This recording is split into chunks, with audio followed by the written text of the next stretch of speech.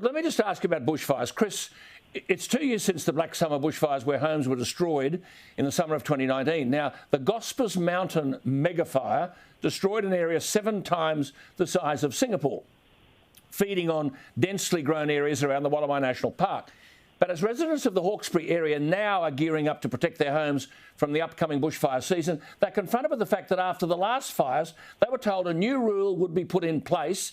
And David Elliott's the minister. I'll come to him in a moment. This is what they, in layman's language, a new rule would be put in place to allow them to clear a firebreak around their property.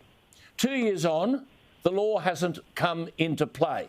In general terms, Chris, what do you say to that?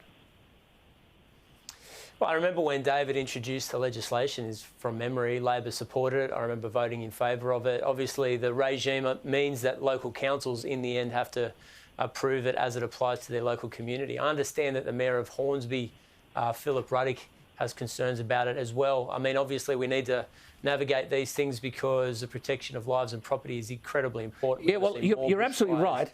You're absolutely right. Let's go to David Elliott because, David, you enacted the Rural Boundary Clearing Code. And that means landowners could clear a 25-metre fire break. But the code, as Chris says, required local councils to pass orders to allow residents to begin clearing their land. Only 2 weeks ago, a mix of Labor, Independent and Greens members of the Hawkesbury City Council voted down the 25-metre fire break proposal 9-3. So your code means nothing.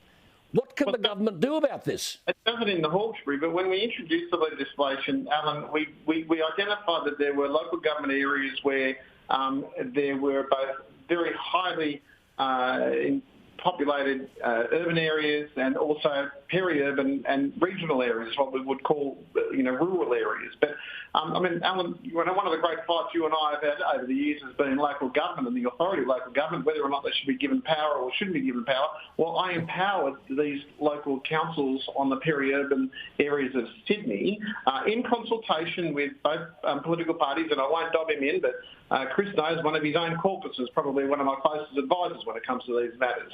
And I took the view that we had to make sure that councils were empowered to do to act in the best interest of their ratepayers without ripping up unnecessary bushland. But David, to both of you, I mean, here are councils writing to me saying, well, hang on, the boundary clearing code means nothing. The Hawkesbury Mayor, Pat Connolly, said, I voted for the code to be passed. Chris, can I ask you, what are your Labor people on the Hawkesbury Council doing in voting against this necessary code which enables people to properly prepare for the next fire season? Yeah, I'm not sure what they're doing in Hawkesbury Council, Alan. I haven't checked lately, but obviously we need to work with councils and make sure that these fire breaks don't result in unnecessary land clearing. That's obviously the problem on the urban fringe in places like Hawkesbury and Hornsby in particular. Look, more than happy to sit down with David, work through this. Obviously, we're going to have more and more bushfire seasons as a result of climate change, and we need to make sure we get it right. Well, can I just, both of you, because we've run out of time here, can I ask both of you to come back? We'll come back next week, and let's take this again. I'm getting a stack of correspondence, and David, I'm sure you are, and Chris is. People are genuinely worried. Can we come back and have a look at what the resolution or the solution to this might be? We can, Alan, but can I just remind all your correspondents that there is a local government election in about 6 weeks' time. And if they feel they've been down by the councillors... Well, OK, that might be the answer.